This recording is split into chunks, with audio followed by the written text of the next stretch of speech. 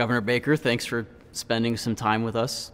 About a year ago at this time, you were gearing up to take over a job of an organization that was both barreling ahead to catch up with some times and under siege, fending off a variety of lawsuits that pose potential existential threats for the way the NCAA operates. And I think the question you most commonly heard from reporters back then is, why in the world would you take this job? So with the year under your belt, what do you think? Has the job been what you expected? Well, I don't think any job's ever quite what you expect it will be. I certainly think, I knew it would be challenging coming in. It has been challenging. But I took the job because I really do believe in the power of college athletics.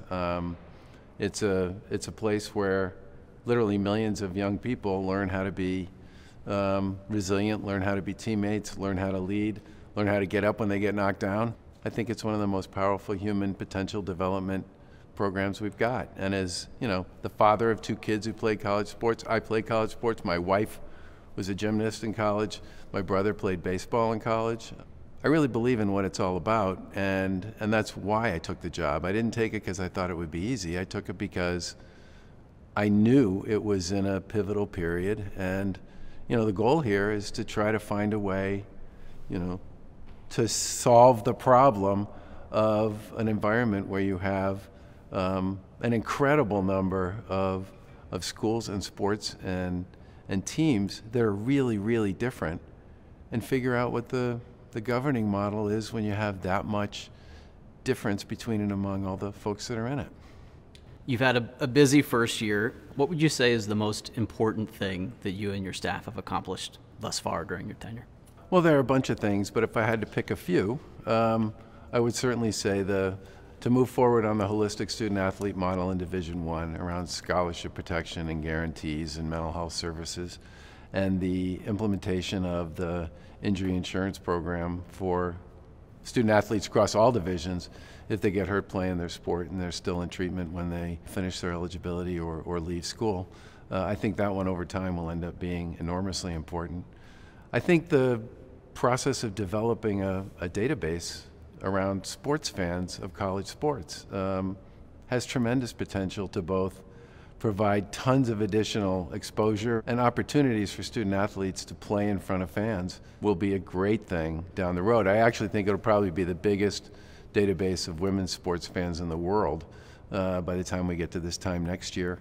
And I certainly think some of the progress we've made in creating some consumer protections around NIL would be another one. But it's been, look, there's a lot going on. There's no doubt about that. What will that database do for fans? Well, that database, among other things, if it works the way I would hope it will, and the folks we're working with have done this for the professional sports leagues, once we understand, who you are, where you went to school, what teams you follow, what sports you're interested in, where you live, just by simply sending you a text or an email every once in a while, we can let you know when there's an event going on in your area or something that's on TV or something that's streaming that would be of interest to you. And if you put 25 million fans in that database, which is where we think we can be in a couple of years, the opportunity to make every championship, D1, D2, D3, an exciting event by bringing in the fans who are in that area to come watch and enjoy is going to be not only possible, but probably real and sustainable. I've had a lot of people who've seen me interviewed by folks like you at various championships who've said,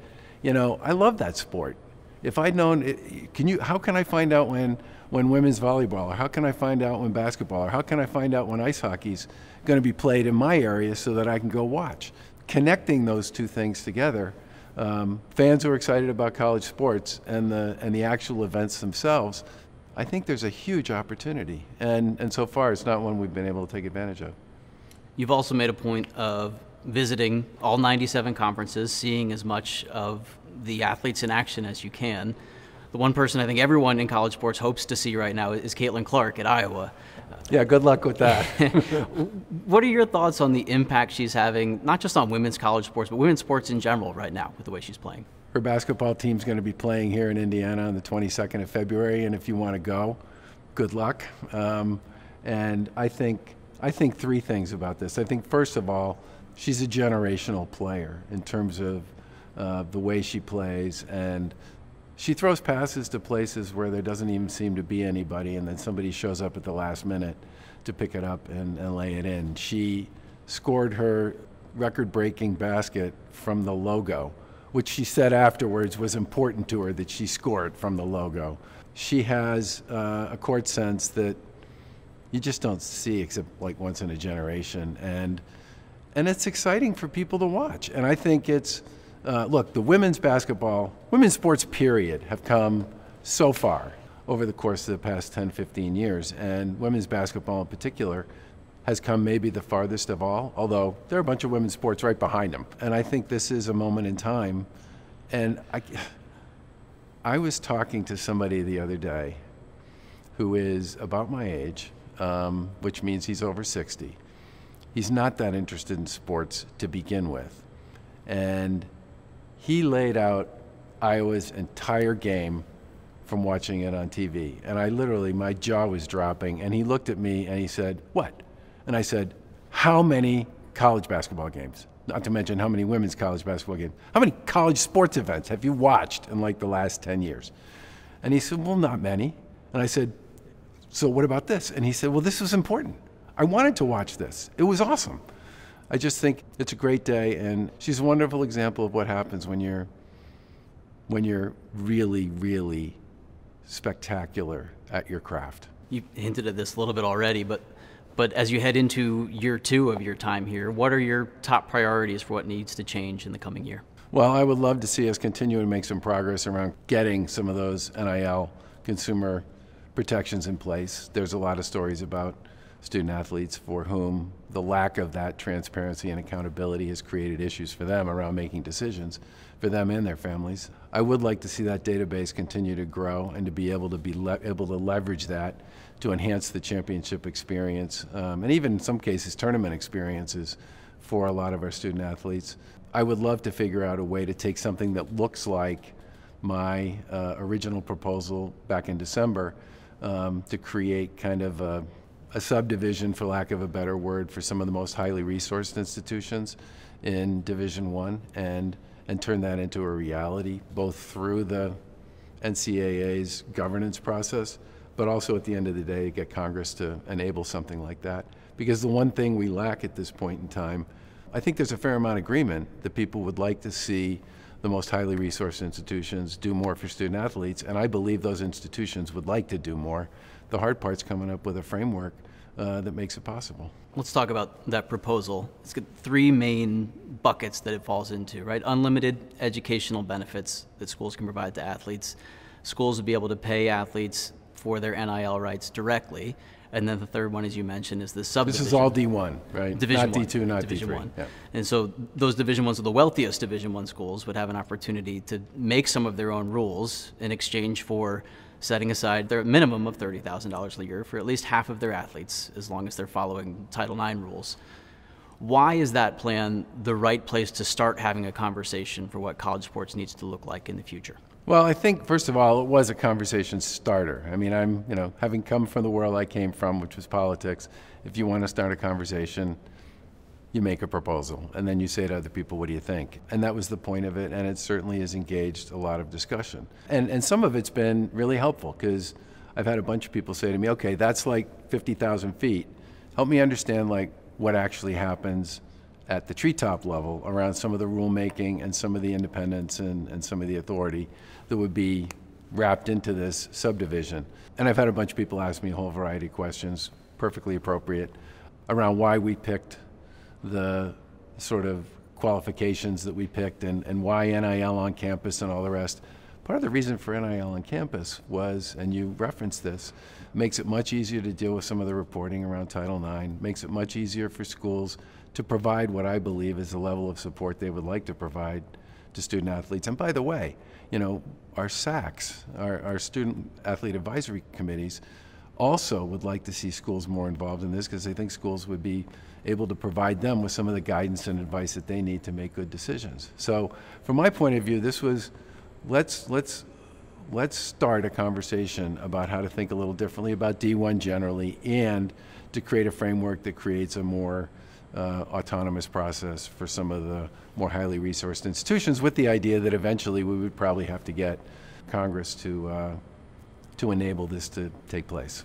These problems you're trying to solve are ones that people in college sports have been aware of, seen coming for a long time, but haven't really been able to do anything about making those changes. Is the NCAA structured in a way that will allow them to actually make, you don't have the magic wand, you can't do all this on your own as the NCAA president. Yeah. Is there a structure there that will actually allow the NCAA to make the changes it needs to? Well, what I would say is part of my purpose in going and visiting all 97 conferences was to talk to them about what was on their mind. And one of the things I learned through those conversations is almost everybody accepted the fact that there is a difference within D1 between some of those more highly resourced institutions and the others, and that there probably ought to be some way to frame and organize that would make sense, all right? So that's like the 100,000 feet view, right? What I did was try to take it down to 30,000, and now we need to take it down from there. But the fact that I talked to all these conferences, and all of them expressed a concern about this issue. Now, whether you talk about it as a concern because some seem to be moving away from the others, or you talk about it as just a fact, or you talk about it as a benefit, it is what it is. And I think the first thing you need to actually get to an answer is to have people acknowledge the current state of play. And I didn't have anybody who wasn't really acknowledging the current state of play, which I thought was good. Living in that reality that the top 5% or the folks making $100 million a year or whatever it may be have a different spectrum. How big of a piece of the challenge is that wide spectrum of interests and budgets and missions among schools, and is there enough common ground to keep that whole group together? I certainly think there's plenty of common ground around educating student athletes and providing opportunities for student athletes to launch. I mean, the thing we should all remember here is even in those incredibly high-resourced schools that, you know, provide probably 80% of our Olympic athletes and obviously a ton of folks who end up playing professionally in a whole variety of sports, the number you're talking about there, even at those schools, among their existing community of student athletes, is probably 5% or less. 95, more than 90 certainly, % of the student athletes at all those schools are going to do something else, just like all their peers and the rest of D1, D2, and D3. You know, the opportunity here about student athletes and about collegiate sports is what it teaches you so that you can develop the resilience and the self-confidence to do whatever comes next. And I certainly think that's true in the most highly resourced institutions too, which is why the graduation rates matter so much to us, why we pay so much attention to progress toward graduation. And that's true across the board, and I would argue that is by far the most common glue that exists between and among all these schools. Those top-tier schools, whether it's in front of Congress or in the NCAA rulemaking meetings, have a lot of power and influence. Do you find yourself wanting to be the representative of the 95% as part of your job, making sure those folks have a voice in what this looks like in the future? Well, I mean, if you think about the 500,000 student athletes, 450,000 of them, plus or minus, play at those 95% of the schools. I think they all matter. And when I visit campuses, I always talk to student athletes when I'm there. And I literally have said to a bunch of these kids, as a guy who came out of politics, which is a very sullen place these days, for lack of a better word, the conversations I have with those kids make me feel a lot better about the future of the country. And it doesn't matter what division I'm in, what part of the country I'm in, or where I am when I'm having those conversations. And I think the thing that matters most to me is that we recognize our common purpose in that. Everybody's common purpose here is to give these kids a chance to be successful. And do I believe the 5% needs to have the ability to think differently about how they manage some of their athletic programs from everybody else? Yes. I'll give you a really simple example. The way the rules work now, if the most heavily resourced schools wanted to have a volleyball tournament in the spring that Fox TV or ESPN or CBS or Amazon wanted to partner with them on, under our current rulemaking, they can't do that. And the reason they can't do that is because competitive equity. Everybody has to have the same seasons, they need to start on the same day, they need to end on the same day, et cetera, et cetera. Why? So I think there should be the ability for us to recognize and understand that those most heavily resourced institutions, on behalf of their student athletes, might want to do things differently than everybody else. Fine. As long as we all recognize and understand that the championships start on this day, and we want as many folks across the table involved in those as who are justifiably supposed to be involved, because there's no question that people love watching the so-called Cinderellas play against the favorite sons and daughters. Among the schools that we've talked to about your proposal so far, I think the least enthusiastic group has been that 5%, those wealthy schools, of getting behind it. You had a chance to meet with a lot of the conference commissioners that represent those schools in D.C. recently. What concerns did they share with you? Well, the biggest one was we want more details on what it actually means to have a separate division. Like, what's the give for the get there? Like, perfectly reasonable question. And so one of my jobs is to actually create more detail around how that would work, and then work with them to figure out what the right frame would actually look like. There's a lot that's going to be asked of them appropriately, but their pushback on it, also appropriate, is you didn't really lay out in great detail how you think that process and how that autonomy would actually work. What's it really look like for us? What are we actually going to be able to do? How does this make it possible for us to leverage the resources that we have in a more significant way? All appropriate questions. Outside of governance, how does this affect playing rules, right? I mean, there's a lot of really good questions there that we need to answer. Your proposal makes it pretty clear that you think schools should be able, at that level, should be able to provide more for their athletes. Amid a time when there are a lot of legal challenges for people pushing to force schools to provide more for athletes, what do you think about the potential ramifications in those cases of laying out your proposal publicly, that that a plaintiff's lawyer is going to go see that and use it to argue against the current state of affairs in the NCAA? I don't, look, my proposal was based on a simple concept, which was schools have said they would like to do more in the NIL space. Student athletes have said they would like schools to do more in the NIL space. Schools, many of them have said that we, the NCAA, make it hard for them to do what they would like to do on behalf of their student athletes around educational benefits. Fine.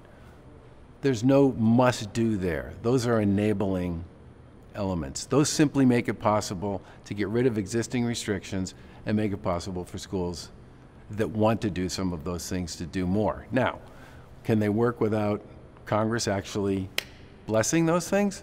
Probably not.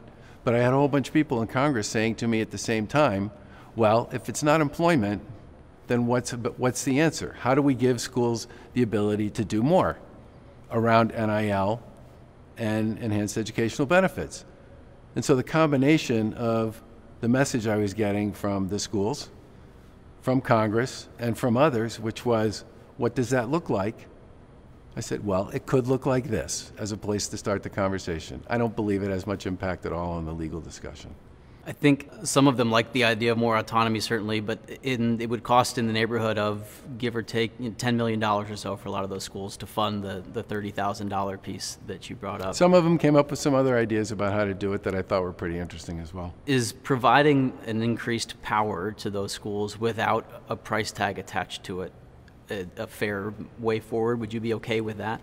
One of the things I learned during my time in politics, because I used to get asked all the time, well, Governor, would you sign this, without that, with this, was, who knows, right? Let's wait and see where we get. Because those kinds of hypotheticals are enormously hard to predict.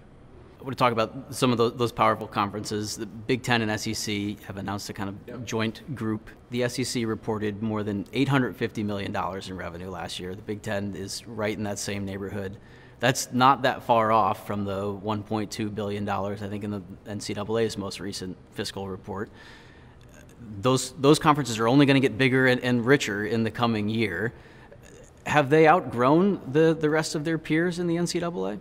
Well, again, if the common purpose here is education, right, I would argue that we all still have a shared purpose there. But part of the reason for suggesting that there should be some sort of a a truly autonomous capacity for them to make decisions around their athletic programs was driven by a lot of the data that you just referenced. And I mean, if you think about D1 generally, I mean, you got a lot of schools in D1 whose athletic budgets are between, 10 and 25 million, between 25 and 50 million. These folks are playing in a very different space. And I think to not acknowledge that and to incorporate it into the way we think about what they would choose to do if they had more latitude to make decisions is just a bad idea. A big reason for that gap in money is football, right? As much as you have some outliers with schools, you have outliers with sports too. What do you think about the suggestion of splitting football off, the top tier of football that's already has its own championship, away from the rest of the NCAA, and how might that help solve some of the issues on the table? I view that as something the schools have to figure out. I mean, I've heard Greg Sankey say publicly that he thinks about it as a holistic thing, that, academics and athletics at the schools in the Southeastern Conference should be together. He said this on a podcast last week, and that he's not somebody who thinks you should split football off from the rest. There are other people, Chip Kelly probably being the most recent example, who said, you should just create a separate football conference and run it separately because football is different than the rest, and it's obviously a big source of funding for schools generally. I think that's the key question in my mind is schools have two obligations here, right? One is they want to fund as many sports as they can, and they need to do so in a way that complies with Title IX, which is really important to all the conversation you and I had earlier about the growth and success of women's sports. Football as a program at most of those schools is probably 65 to 75% of their revenue. It's 25 to 30% of their spending, and that differential is what funds everything else. And I think for many of them, that resource is an incredibly important part of how they deal with women's sports, Olympic sports, Title IX, and a lot of those other issues. And I think any conversation about how to treat football has to incorporate that into the way you think about it. Otherwise, you're putting a whole ton of really important athletic and academic opportunities for student athletes, women especially, and non-revenue sport student athletes at risk. At the same time, as much as they provide, the NCAA spent more than $50 million on lawyers last year. A lot of that is based on arguments that come out of what the landscape in football looks like. That's more money than was distributed to every D3 school, more money than was distributed to every D2 school. By about that much. By a little bit, by less than $1 million. Just for your audience, it's just that much. Just a smidge on D2 level. Is it fair for, especially as all that the football bowl money doesn't flow through the NCAA, for the NCAA to be footing those legal bills? Look, I think most of those legal cases certainly involve the NCAA in one way or another. I think it's appropriate for us to be part of that conversation. I don't see any way around it, to tell you the truth. I certainly believe at the end of the day that dealing with those issues, either through the courts or through Congress, and coming to the other side of this in a place where people who have the resources can support their student athletes in a more significant way than they do now is important. But I would love to not be spending money on lawyers. The flip side of that is there are some very real issues here that need to get addressed, and unfortunately, where there is not clarity in American society on legal terms, one of the ways you get from here to there is through the courts. All of those issues boil down in some way to what should the relationship between a school and its athletes be? Employment, paying in some way. For those top tier 5%er schools, what is the fair relationship between athlete and school in your view? I think something like what we proposed in our D1 proposal. Something where schools have the opportunity and the ability to help schools make good decisions around NIL for the outside stuff, and if schools want to participate in NIL, they have the ability to do so and treat it as a contractual relationship. And I also think it's important for schools and student athletes to have the ability to provide enhanced educational benefits, because one of the things I worry about is how, when you have student athletes at that level who are mastering their craft and have probably been mastering their craft since they were 12, okay? They don't get the same opportunities that a lot of other collegiate student athletes get, or just students generally, to kind of figure out what the thing they're going to do in life is going to look like, and to take unpaid internships, or to take sort of part-time gigs, or to do some of the things that help them figure out where they're going to go when they finish college. And for me, that enhanced educational benefit would give a lot of these kids the resources they would need to launch. And the thing I worry about the most is, as you and I talked about, a very small number of them are going to play professionally. Good for them. But for the rest of them, it would be great if they had the ability to do some of the things when their eligibility expires, take the labs they couldn't take, finish up on their degree, get the graduate degree that they'd be looking for, take an unpaid internship, do the things that other kids get to do while they're in college so that they can launch themselves successfully as well. In that plan, you'd have dollars going straight from a school to an athlete. Right now you've got federal judges, the National Labor Relations Boards, all kinds of people examining the NCAA to see if there is an employer-employee relationship. Yep. How would your plan avoid or not be an employment relationship between athletes? Well, I consider the NIL piece to basically be a contract. I mean, many corporations have deep contractual relationships with athletes around NIL. They've been doing it forever. It's part of the reason why we are where we are here and why I support NIL for student athletes generally. Enhanced educational benefits to me don't look that much different than scholarships, right? It's basically about providing resources to student athletes around living, cost of living, cost of school, cost of this, cost of that makes it possible for them to enhance their educational experience. But those things are not within the bounds of a lot of existing legal framework. That's one of the things that would have to get addressed. Earlier this month, NLRB regional director told the Dartmouth men's basketball players that they were employees. There's a long way to go on that being a practical thing. USC has a similar case unfolding sometime this spring where not only the school but the NCAA itself is being questioned as an employer of those players.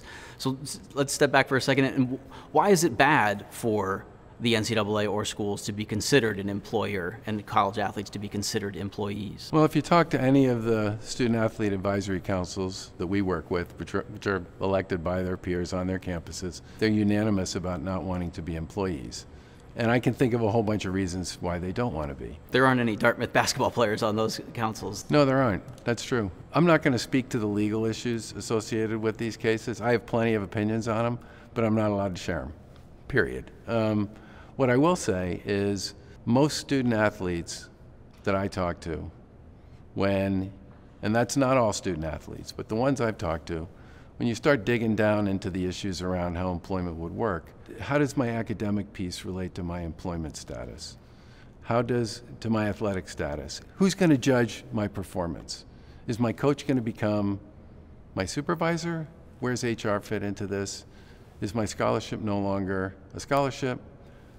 They ask really good, important questions about this stuff, and the ones I talk to. And I think that's part of the reason why the SACs, Student Athlete Advisory Councils that we work with, have all basically said, we're all in on compensation. We think NIL is a great thing.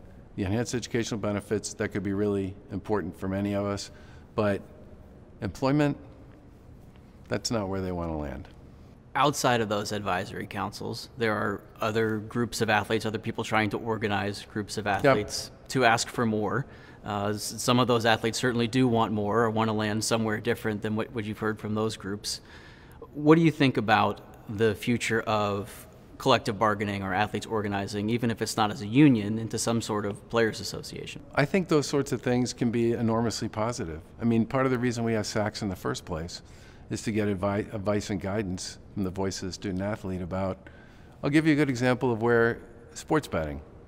They were the first ones who started talking to me about the concerns they had about sports betting generally, because it was everywhere around them and they were feeling a tremendous amount of pressure from classmates and schoolmates around information that in the old days would have just been the classic chat in the dining hall between you and me about what was going on with the team, that now becomes something bordering on inside information. And they were the first ones who started saying to us, you should think differently about how some of the penalties work, how some of the rules work, and we need a lot more educational support coming from the campuses and coming from you to help us understand how to communicate and protect our classmates who are student athletes from getting in trouble on this stuff. I mean, their voices as an association, as a council, they're really important. If you had an outside group, let's say maybe the 68 teams that are in the NCAA tournament, organize themselves as players and approach the NCAA with wanting some different accommodations for the tournament, probably a piece of the different size piece of the revenue for the tournament. Is that a group you'd be willing to sit across the table from and talk to at this point? There's one thing I've learned during my time in public life and my time in private life before that. I'll talk to pretty much anybody about anything. If part of your plan goes into action, schools paying NIL deals to players directly, it's not too much of a leap of imagination to see how schools might more efficiently try to offer broad deals and players might use their combined negotiating power with schools. Is that an arrangement that you think is sustainable or good for the future of college sports? I don't want to get too far down the road on the hypotheticals here. What I would really like to do is just get to the point where some of the stuff that I think everybody agrees would be good things to do for student athletes can actually get enabled somehow, either through courts or through Congress changes in law. And everybody's looking for clarity on this stuff. Everybody. And for me, there are some places I can create clarity and some places where I can't. Let's talk about the Congress piece. That's somewhere that might need to create clarity. What does the NCAA need from Congress to move forward? I think the sort of three things would be really helpful if Congress could take them on. Number one would be something around preemption. We now have multiple states writing state laws that are basically designed to leverage their schools in a positive place relative to other schools in other states. This is not just an NCAA problem, it's a conference problem. If you don't have the same rules generally across a conference or across the NCAA when it comes to how sports are supposed to work, it makes it really hard to create level playing fields. And that has always been a big challenge and a big question mark about the difference between something that is considered to be inappropriate and antitrust and something that's literally supposed to be pro-competition, right? The preemption piece, I think, is a really big deal. And as long as you have dozens and dozens and dozens of states who understandably want to make it possible for their schools to outcompete other schools through state law, it makes it really hard for almost anybody to create the so-called level playing field that most people believe you need to have to be successful in sports. That would be number one. Number two would be this issue around employment. Schools are more than willing to do more things for student athletes. We want schools to be able to do more things for student athletes. We have a lot of student athletes who don't think employment's the right answer. Are there ways for Congress to enable that to occur? And I think the third big one would be what I would describe as just some very limited protection around antitrust, so that if the membership creates a set of rules around something, we're not in a position where, back to your point about how much money we spend on lawyers, where every time one school doesn't like it, we all end up in federal court. The state laws have been the driver of change that you and a lot of other people in college sports say is positive, right? Allowing name, image, and likeness to take place and enforcing these tough questions.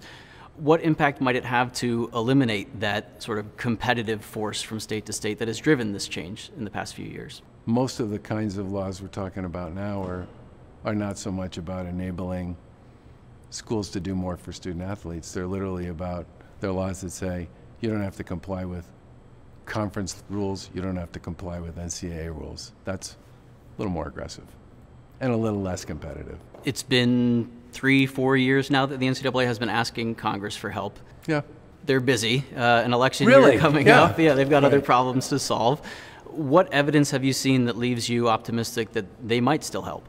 Well, first of all, having been around politics and lawmaking for a long time, it almost never happens overnight unless there's like an immediate emergency that somebody needs to address. So the fact that it's, and Congress, most legislative bodies, they do deliberate, and part of deliberation is learning over time.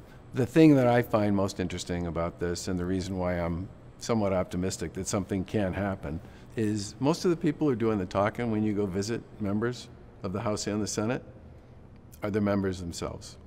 It's not their staffs doing the talking, it's them.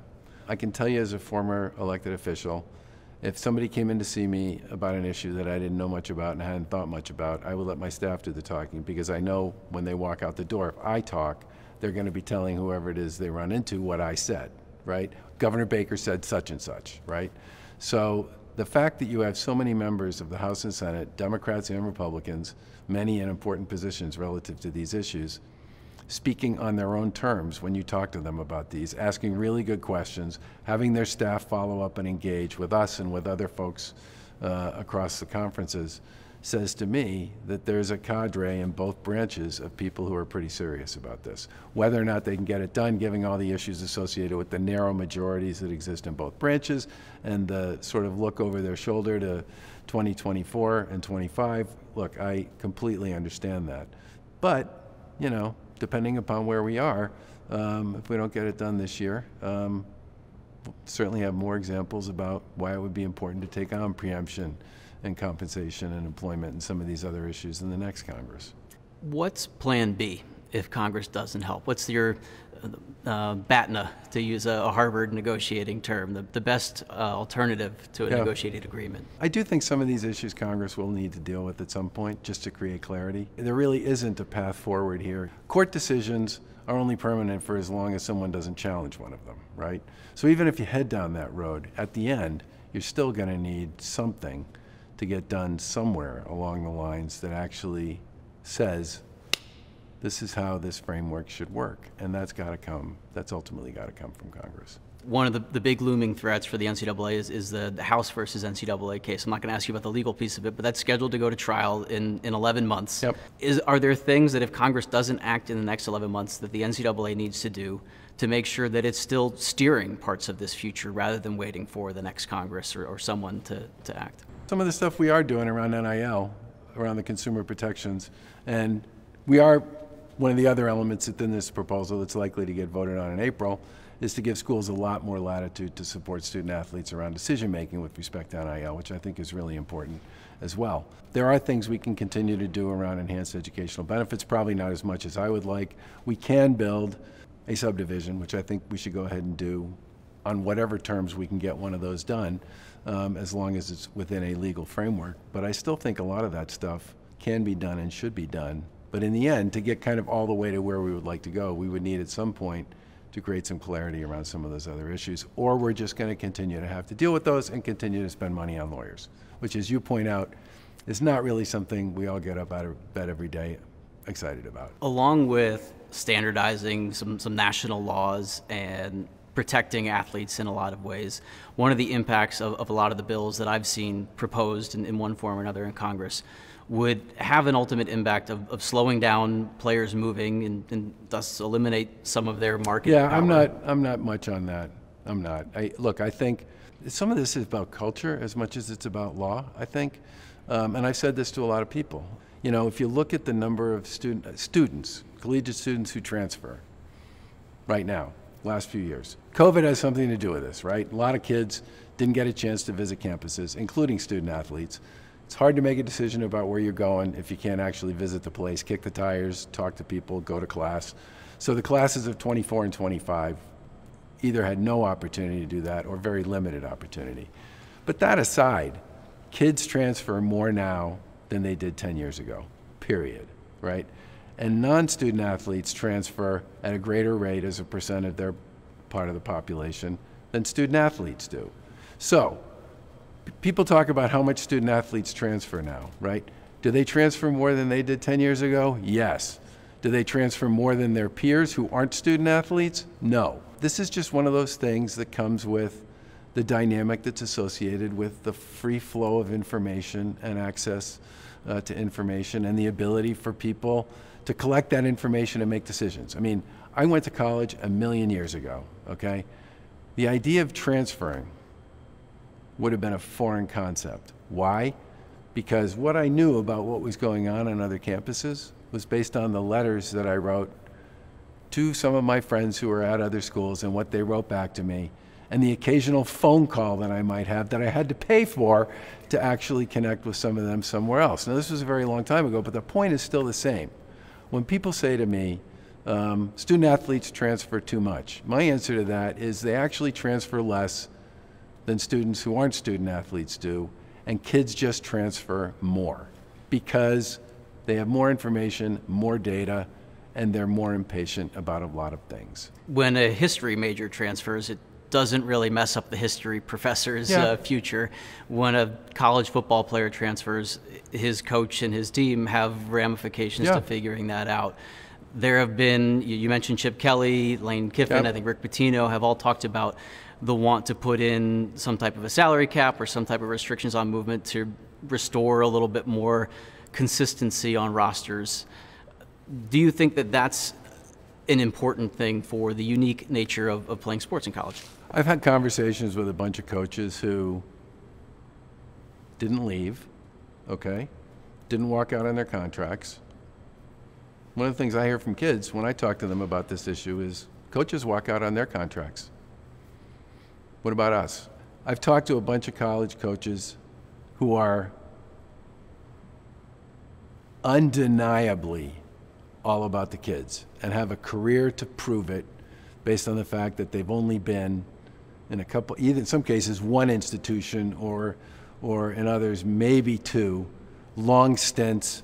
And they say with 100% justification, I used to think I was in the education, transformation, and development business.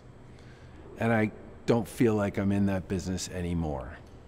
And I am 100% with them, which is why I think we ought to be trying to figure out how to make it possible for schools to do more with NIL, which I think can create the kind of stability around the relationship between a student athlete and a school, and more around the enhanced educational benefit piece, which I also believe can help those kids make sure that this is the place they want to stay at so that they can get the degree on the terms that they want to get the degree on.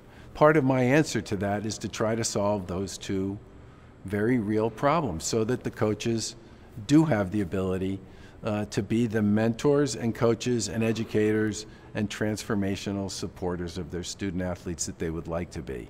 But again, that's something at the end of the day we're going to have to figure out some way to make possible from a legal point of view. Along those lines, with Congress, there are folks that have talked about wanting to preserve the great things about college sports and make sure that academics stay a focal point of it. Has anyone asked Congress to put in, if you're going to put in special status for college sports, is there a way for Congress to put in a law that limits coach movement or protects schools from some of these contracts where they've laid out more than $100 million already this year to pay guys not to coach their teams? I know what I'm interested in from Congress. I told you. Those are the things that matter the most to me. I do think it's important to pay attention to the academic stuff. I mean, we've had tremendous progress over the last 20 years in graduation rates and progress to graduation. I would hate to lose that as a result of a lot of the movement. That I do worry about that. If Congress puts in protections against antitrust law, though, right? Part of that, it seems like schools would use that to somewhat limit the market power of athletes. It seems like athletes are asked. So the only thing I'm looking for here is something that says if we put a rule in place and the membership agrees to it, it isn't automatically, a federal case when one person doesn't get what they want. But that has nothing to do with transfers, in my opinion, nothing to do with NIL, nothing to do with any of those things, except around making it possible for schools to do more with NIL directly than they can now. I want to ask you about inducements and enforcement of inducements. That seems to be the big bugaboo with NIL, right? One of the clear rules the NCAA has is that NIL deals can't be used as an inducement. Let's start with the basics. Why are inducements bad?